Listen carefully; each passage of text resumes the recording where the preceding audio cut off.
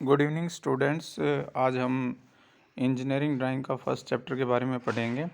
ठीक है, first chapter आपका रिलेटेड है ड्राइंग इंस्ट्रूमेंट्स और मटेरियल से रिलेटेड है। तो सबसे पहले हम इसका थ्योरेटिकल पोर्शन करेंगे। उसके बाद जो अभी हमारा मंथली टेस्ट होगा उसमें जो क्वेश्चन आएंगे MCQ base multiple choice question आएंगे उनको सोल्व करेंगे। तो सबसे पहले हम थोड़ा इसका थ्योरेटिकल पोर्शन कवर कर लेते हैं। सबसे पहले जैसे इंट्रोडक्शन बता रखा है ड्राइंग के बारे में। तो जैसे इंजीनियरिंग ड्राइंग क्या होती है, it is known as a language of engineers. ठीक है, ये इंजीनियर्स की लैंग्वेज कहा जाता है इंजीनियरिंग ड्राइंग को। और यहाँ पे ये दो तरह की होती है इंजीनियर, जैसे जो ड्राइंग होती है वो आपकी दो तरह की होती है। एक तो आर्टिस्टिक ड्राइंग होती है और एक इंजीनियरिंग ड्राइंग होती है। ठीक है, आर्टिस्टिक ड्राइंग जो होती है, जो हम डिफरेंट टाइप्स के कलर्स और शेड यूज़ करके जो ड्राइंग बनाते हैं, वो हमारी आर्टिस्टिक ड्राइंग होती है। और इंजीनियरिंग ड्राइंग्स के अंदर हम क्या पढ़ेंगे, जैसे मशीन है, पुर्जे हैं, बिजली के पुर्जे, मशीन, ज्योमेट्रिकल्स, फिगर्स वगैरह, ये जो भी आएंगे सारी इंजीनियरिंग ड्राइंग के अंदर आएंगी। ठीक है, इसमें हम आपका साइज़, शेप और डायमेंशंस वगैरह सारी चीज़ें काउंट करते हैं। और इंजीनियरिंग ड्राइंग को आप तभी पढ़ सकते हो जब आपको उसके बारे में कंप्लीट डिटेल्स के बारे में पता हो। इंजीनियरिंग ड्राइंग को फर्दर इन्होंने आगे 4 भागों में बांटा हुआ है। ज्योमेट्रिकल ड्राइंग के अंदर दो तरह की ड्राइंग होती है, एक तो प्लेन ज्योमेट्रिकल ड्राइंग होती है और दूसरी सॉलिड ज्योमेट्रिकल ड्राइंग होती है। उसके बाद सिविल, इलेक्ट्रिकल और मैकेनिकल। ठीक है, सिविल ड्राइंग के अंदर हम जो सिविल इंजीनियर्स की से रिलेटेड जो ड्राइंग होती है वो हमारी सिविल ड्राइंग के अंदर आती है। और इलेक्ट्रिकल ड्राइंग के अंदर आती है जो इलेक्ट्रिकल से रिलेटेड ड्राइंग होती है, जैसे वायरिंग वगैरह होगी आपकी, और AC DC मोटर, ट्रांसफार्मर, ये जो ड्राइंग होती है आपकी इलेक्ट्रिकल के अंदर आती है। मैकेनिकल के अंदर जो मशीन्स के पार्ट्स की जो ड्राइंग होती है वो मैकेनिकल के अंदर आती है। उसके बाद सेकंड टॉपिक आपका ड्राइंग इंस्ट्रूमेंट। सबसे पहला ड्राइंग इंस्ट्रूमेंट है ड्राइंग बोर्ड। ड्राइंग बोर्ड हमारा मेन इंस्ट्रूमेंट होता है। ये ड्राइंग बोर्ड के ऊपर हम क्या रखते हैं, ड्राइंग पेपर या सीट या जो भी ट्रेसिंग पेपर रखते हैं उसके ऊपर रख के हम ड्राइंग बनाते हैं। और इसकी क्वालिटी कैसी होती है ड्राइंग बोर्ड की, ये नरम लकड़ी की सीधी बिना गांठों वाली अच्छी तरह उपचारित पट्टियों को जोड़कर बनाया जाता है। मतलब सीधी नरम लकड़ी होती है जिसमें गांठ वगैरह नहीं होती। और वेल सीजन उपचारित का इट मीन्स क्या होता है कि वो उसके अंदर जैसे लकड़ी के अंदर हो जाता है, मतलब कोई भी आपकी मतलब उसको पहले ही ट्रीटमेंट कर लेते हैं ताकि उस पर कोई बीमारी वगैरह ना लगे। जैसे लकड़ी के अंदर लगती है आपकी दीमक वगैरह लग जाती है, अगर हम उसको पहले से ही उपचारित करेंगे तो वो दीमक वगैरह की समस्या नहीं आएगी। और इसमें सीधी स्ट्रिप्स को जोड़ के बनाया जाता है। ये लकड़ी इतनी नरम होती है कि इसमें ड्राइंग पिन को आप आसानी से ईजिली लगा सकते हो। ठीक है, तो इसमें ड्राइंग पिन आप ईजिली लगा सकते हो। और इन पट्टियों के नीचे दो बैटन्स बने होते हैं। देखो ये दो बैटन्स बने होते हैं। ये देखो ड्राइंग बोर्ड है, इसमें टॉप सरफेस दिखा रखा है नीचे वाले डायग्राम के अंदर। ये डायग्राम टॉप सरफेस का है और ये बॉटम सरफेस का है। अगर नीचे से देखोगे तो आपको ड्राइंग बोर्ड आपको इस तरह से दिखाई देगा और टॉप से बिल्कुल आपको प्लेन दिखाई देगा। और जो बॉटम सरफेस है, बॉटम सरफेस में आपको इस तरह से दो स्ट्रिप्स दिखाई देंगी, दो स्ट्रिप्स ये वाली, इनको बैटन्स बोलते हैं। और ये दो बैटन्स होती हैं, ये इनका मेन काम क्या होता है, ये बोर्ड को मुड़ने से बचाती हैं, रैपिंग से बचाती हैं। मुड़ने से मतलब क्या होता है, जैसे लकड़ी क्या होती है, लकड़ी की टेंडेंसी होती है, जैसे गर्मी में लकड़ी क्या है, सिकुड़ती है, और जब मॉइस्चर मिलता है लकड़ी को वो फैलती है। तो ये बैटन्स क्या करेंगे, उसको मुड़ने से बचाएंगे। ठीक है, और इसके अतिरिक्त अगर वातावरण में नमी के बचाव में से सिकुड़न होता है, फैलाव होता है लकड़ी के अंदर, उन चीज़ों को कंट्रोल करने के लिए हम बैटन्स का यूज़ करते हैं। और जो इसकी ऊपरी सतह है उसको अच्छी तरह रंधाई करते हैं, समतल करते हैं बिल्कुल। और जो नीचे से आपको ये इस तरह से स्ट्रिप्स नज़र आएंगी। और इसी ड्राइंग बोर्ड का जो ये वाला सिरा होता है, ये सिरा, इस सिरे के ऊपर एक हम अलग से एक पट्टी लगाते हैं। और वो जो पट्टी होती है लकड़ी की पट्टी, वो थोड़ी सी हार्ड होती है। जैसे जो ड्राइंग बोर्ड होता है वो आपका सॉफ्ट होगा ताकि उसके ऊपर आप ड्राइंग पिन आप इजीली उसको पिन कर सको। और ये जो वर्किंग एज होता है, यहाँ पे एक अलग से लकड़ी की पट्टी लगाई जाती है जो थोड़ी हार्ड होती है। और इस सिरे को हम एबोनी एज या वर्किंग एज भी कहते हैं। ये लगभग 4 से 5 mm आपका ड्राइंग बोर्ड से बाहर होता है। और यहीं से आप मतलब जो भी हम वर्क स्टार्ट करते हैं यहीं से बाएं से दाएं की तरफ स्टार्ट करते हैं। ठीक है, हमारी डायरेक्शन क्या होती है, कोई भी ड्राइंग हम बाएं से दाएं की तरफ इसको हम बनाते हुए चलेंगे, ठीक है। और ये एबोनी एज बिल्कुल सीधा होता है, इसको जांचने के लिए एक स्ट्रेट एज या एक टी स्क्वायर का हम यूज़ करते हैं, ठीक है। तो ये आपका ड्राइंग बोर्ड के बारे में बता दिया। इसमें ड्राइंग बोर्ड में लकड़ी कैसी यूज़ की जाती है, बैटन्स का क्या यूज़ है, इबोनी वर्किंग एज का क्या यूज़ है, ये सारे इसी से रिलेटेड आपके क्वेश्चन आएंगे। उसके बाद देखो नेक्स्ट क्या है, आजकल लेमिनेटेड सतह वाले ड्राइंग बोर्ड यूज़ किए जाते हैं, मतलब लेमिनेट करके ड्राइंग बोर्ड यूज़ किए जाते हैं। इसमें सतह की समतलता को जांचने के लिए स्ट्रेट एज का प्रयोग किया जाता है, ठीक है। तो ये आपका देखो एक ड्राइंग बोर्ड रखा हुआ है। ड्राइंग बोर्ड, ये लेग्स हैं आपकी ड्राइंग बोर्ड की, और ये टॉप सरफेस हो गया ड्राइंग बोर्ड का। और अब इसमें देखिए मैं आपको दिखाता हूँ, ये जो इंस्ट्रूमेंट है इसको टी स्क्वायर बोलते हैं। टी स्क्वायर जनरली आपका इस तरह के इस शेप का होता है, ये टी शेप का होता है ये टी स्क्वायर आपका, ठीक है। ये टी स्क्वायर में मतलब ये बिल्कुल जो इबोनी वर्किंग एज होता है उस इबोनी वर्किंग एज पे लगाया जाता है। और ये टी स्क्वायर आपका जनरली हॉरिजेंटल्स लाइंस को ड्रा करने के लिए यूज़ किया जाता है। और देखो टी स्क्वायर के साथ ही आपका यहाँ पे सेट स्क्वायर रखा हुआ है, मतलब आप वर्टिकल लाइन भी इजीली ड्रा कर सकते हो इससे, टी स्क्वायर से हॉरिजेंटल, और टी स्क्वायर सेट स्क्वायर को रख के आप उसको वर्टिकल लाइन आप इजीली ड्रा कर लोगे। अब उसके बाद देखो नेक्स्ट यहाँ पे देख ड्राइंग बोर्ड के टाइप्स बता रखे हैं कि कितने तरह के ड्राइंग बोर्ड होते हैं। जनरली 5 तरह के ड्राइंग बोर्ड होते हैं, D naught, D1, D2, D3, D4। अब इसमें क्या इन्होंने देखो ड्राइंग बोर्ड है ना, डी से डिनोट कर रखा है, डी ड्राइंग मतलब डी, तो सबसे बड़ा ड्राइंग बोर्ड डी नोट। और जो बड़ा ड्राइंग बोर्ड डी नोट है उस पर हम कौन सी ड्राइंग शीट यूज़ करेंगे, ए नोट। और यहाँ पे देखो ये साइज़ दे रखा है 1500, 1000 और 25। ये 1500, 1000, 25 आपका क्या साइज़ है, देखो इसमें देखिए ड्राइंग बोर्ड आपका इस तरह से है। ये जैसे ये ड्राइंग बोर्ड है, इसमें इसकी लेंथ है ये आपकी, और ये इसकी विड्थ है, और इसकी ये थिकनेस दे रखी है, ये कितना थिक होगा। तो इसकी ये थिकनेस इस तरह से तीन डायमेंशंस दे रखी हैं आपकी, लेंथ, ब्रेड्थ और थिकनेस, तीनों डायमेंशन दे रखे, 3 डायमेंशंस दे रखी हैं, लंबाई, चौड़ाई और मोटाई, ठीक है। तो इसमें 1500, 1000 और 25 mm। अब इसमें देखिए मैं इसमें जो ऊपर ड्राइंग बोर्ड दे रखा है उससे आपको रिलेट करके बताता हूँ। देखो सबसे डी नोट ड्राइंग बोर्ड यहाँ से लेके यहाँ तक ये जो लेंथ होगी ये आपकी लेंथ है 1500, ठीक है। और ये जो आपकी विड्थ है, ये वाली विड्थ है, ये है आपकी 1000, ठीक है। सबसे बड़े ड्राइंग बोर्ड की बात कर रहे हैं। और 25 mm क्या है इसकी मोटाई, जो ये ड्राइंग बोर्ड है इस ड्राइंग बोर्ड की मोटाई है 25 mm। तो सबसे बड़ा ड्राइंग बोर्ड हमारा क्या है, डी नोट। और उस पर कौन सी ड्राइंग शीट यूज़ की जाती है, ए नोट। और उसका साइज़ क्या होता है 1500, 1000, 25। और टेक्निकल नाम क्या है उस ड्राइंग बोर्ड का, एंटीक्वेरियन। फिर इसी तरह से D1, फिर D2, D3, D4।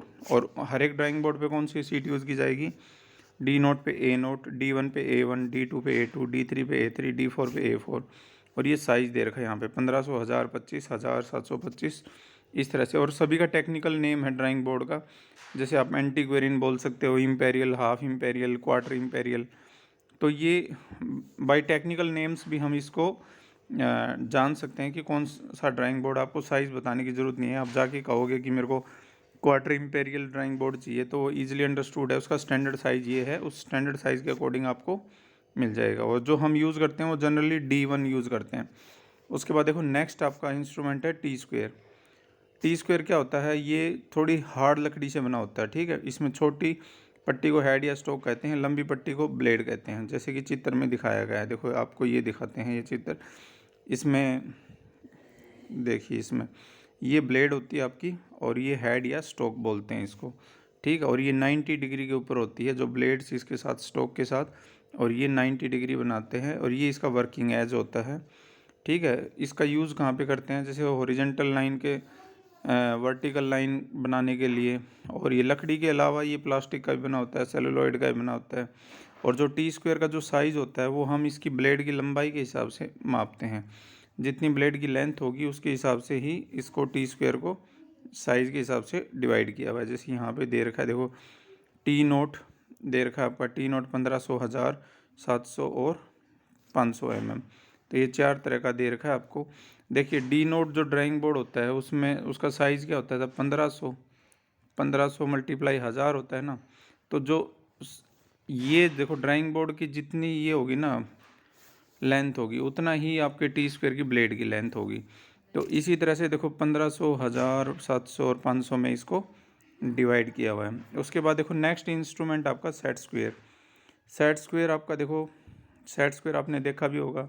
Set square generally इस शेप के होते हैं। देखो सेट स्क्वेयर मैं दिखाता हूँ। देखो इस तरह के सेट स्क्वेयर आपने देखा भी होगा ज्योमेट्री बॉक्स के अंदर, इस तरह के यूज़ भी किए होंगे आपके सेट स्क्वेयर। तो ये दो तरह के आते हैं, एक तो होता है आपका 45 डिग्री, 45-90 डिग्री का, और एक होता है आपका 30-60 डिग्री का। देखो ये शेप भी आपको यहाँ पे, ये देखो यहाँ पे दिखा रखे हैं। तो ये जो सेट स्क्वेयर होते हैं 15 डिग्री के मल्टीपल्स में आप एंगल्स ड्रा करने के लिए यूज़ करते हैं। 15 डिग्री के, अगर आपको 30, 45, 60, 75, 90 इस तरह से 15 डिग्री के मल्टीपल में अगर आपको एंगल ड्रा करने हैं तो आप किसका यूज़ करोगे, सेट स्क्वेयर का यूज़ करोगे। उसके बाद देखो नेक्स्ट है प्रोटेक्टर। प्रोटेक्टर आपको देखो ये रहा, दो तरह के प्रोटेक्टर दिखा रखे हैं। एक तो सर्कुलर प्रोटेक्टर है पूरा 360 डिग्री का, और एक ही सेमी सर्कुलर है जिसमें 180 डिग्री का आपका, ठीक है। और सबसे मिनिमम कितना एंगल मेज़र कर सकते हैं हम इसमें, 1 डिग्री तक मेज़र कर सकते हैं प्रोटेक्टर के अंदर, और क्लॉकवाइज या एंटी क्लॉकवाइज, ठीक है। हम जैसे भी उसको हमारी रिक्वायरमेंट के अकॉर्डिंग इसको मेज़र कर सकते हैं। तो ये प्रोटेक्टर होता है जिसको आप डी भी बोलते हो या चांदा बोलते हो हिंदी में। और नेक्स्ट है ड्राइंग पेंसिल। ड्राइंग पेंसिल जैसे ड्राइंग बोर्ड के बाद ड्राइंग शीट आती है, उसी तरह से ड्राइंग पेंसिल भी एक इम्पोर्टेंट आपका इंस्ट्रूमेंट है, ठीक है। इसके अंदर क्या है, जैसे सिक्का जिसको लेड बोलते हैं, लेड यूज़ करते हैं, लकड़ी के खोल में डाला जाता है जिसे, ठीक है। ये लकड़ी वाली पेंसिल का जो क्रॉस सेक्शन होता है वो हेक्सागोनल होता है आपका। क्रॉस सेक्शनल मतलब जैसे आप देखोगे पेंसिल की शेप देखोगे, इस तरह से शेप मिलेगी आपको, क्रॉस सेक्शनल शेप मिलेगी। तो ठीक है ये। अब उसके बाद देखो लकड़ी, अच्छा ये बताते हैं, देखो लकड़ी का जो लेड होता है वो ग्रेफाइट और दो मेटेरियल से मिलके बना होता है। देखो ये चीज़ ध्यान रखना, ग्रेफाइट का तो सबको पता होता है लेकिन इसका नहीं पता होता, काउलाइन का। जितनी काउलाइन ग्रेफाइट के अंदर काउलाइन मिलाएंगे, जितनी ज़्यादा काउलाइन होगी उतनी ही पेंसिल आपकी हार्ड बनेगी, ठीक है। पेंसिल दो तरह की होती है, एक हार्ड पेंसिल होती है, एक सॉफ्ट पेंसिल होती है, और तीसरा जैसे मीडियम सॉफ्ट होती है। तो पेंसिल जैसे एच से लेके 9H तक होती हैं पेंसिल, जैसे H, 2H, 3H, इस तरह से 4H, 5, 6H, 8H, 9H तक की पेंसिल होती हैं। तो ये जो 9H की पेंसिल होती है सबसे हार्ड पेंसिल होती है। और हार्ड पेंसिल कैसे बनती है, हार्ड और सॉफ्ट कैसे बनती है, जब उसके अंदर हम काउलाइन मिलाएंगे। तो काउलाइन मिलाने से किसके अंदर मिलाएंगे, काउलाइन ग्रेफाइट के अंदर, ग्रेफाइट प्लस काउलाइन। काउलाइन की जितनी अमाउंट इंक्रीज करते रहेंगे पेंसिल उतनी ही आपकी हार्ड होती रहेगी। और क्वेश्चन पूछा जा सकता है कि सबसे हार्ड पेंसिल कौन सी है, तो सबसे हार्ड पेंसिल आपकी 9H। उसी तरह से सॉफ्ट पेंसिल बी से लेके जैसे 2B, 3B, इसी से लेके 7B तक की पेंसिल होती हैं। बी मतलब बोल्ड पेंसिल, जो बिल्कुल डार्क चलेगी, जब आप उसको चलाओगे तो वो डार्क चलेगी, ठीक है। तो इस तरह से पेंसिल्स के ग्रेड्स बने होते हैं, ना H से लेके 9H तक होती है और B से लेके 7B तक होती है, ठीक है। जैसे हमारी रिक्वायरमेंट होगी उस रिक्वायरमेंट के अकॉर्डिंग ही हम उस पेंसिल का यूज़ करेंगे। जहाँ हमें हल्की लाइन लगानी है, बिल्कुल बारीक लाइन लगानी है, वहाँ हार्ड ग्रेड की पेंसिल यूज़ करेंगे। और जहाँ हमें गहरी लाइनें खींचनी है या जैसे डार्क लाइनें खींचनी है, वहाँ पे हम किस तरह की पेंसिल का यूज़ करेंगे, सॉफ्ट पेंसिल का यूज़ करेंगे। और जनरली जो हम पेंसिल यूज़ करते हैं बचपन से लेके आज तक यूज़ करते आए हैं वो पेंसिल HB होती है, वो मीडियम सॉफ्ट होती है, ना ज़्यादा हार्ड होती ना ज़्यादा सॉफ्ट होती है। और ये आगे बता रखा है पेंसिल का मौसम, चुनाव मौसम के ऊपर भी निर्भर करता है, ठीक है। जब आपका मतलब हार्ड पेंसिल कब यूज़ करेंगे, जैसे पेंसिल हार्ड, नमी के मौसम में हम पेंसिल हार्ड यूज़ करेंगे ताकि वो आपको पता ही है मॉइस्चर्स की वजह से थोड़ी सी आपकी लूज़ हो। अब देखो इसके बाद देखो ये नेक्स्ट दिखा रखा है कि कौन सी पेंसिल कहाँ यूज़ करेंगे। अगर आपको सिंपल वर्क करना है या लेटर्स वगैरह बनाने हैं, आउटलाइन बनाने हैं, तो H या 2H पेंसिल यूज़ करेंगे। और कहीं आपको कंस्ट्रक्शंस लाइन ड्रा करनी है तो वहाँ पे 2H और 3H पेंसिल का यूज़ करेंगे, ठीक है। उसके बाद देखो आजकल क्या होता है, आजकल ये पेंसिल्स के लेड मतलब आपको शार्प करने की ज़रूरत नहीं होती, अलग से पेंसिल्स आती हैं वो उनके हिसाब से 0.3, 0.5, 0.7, 0.9 mm के उसके हिसाब से आपको पेंसिल यूज़ कर सकते हो। जो ऑटोमेटिक पेंसिल्स बोलते हैं। सैंड पेपर उसको मतलब कोई भी आप जैसे कोई वर्क कर रहे हो उसको इरेज करने के लिए सैंड पेपर का यूज़ किया जाता है। रबड़ इरेजिंग शील्ड, ये इस तरह की होती हैं आपकी इरेजिंग शील्ड, ये बनी हुई है।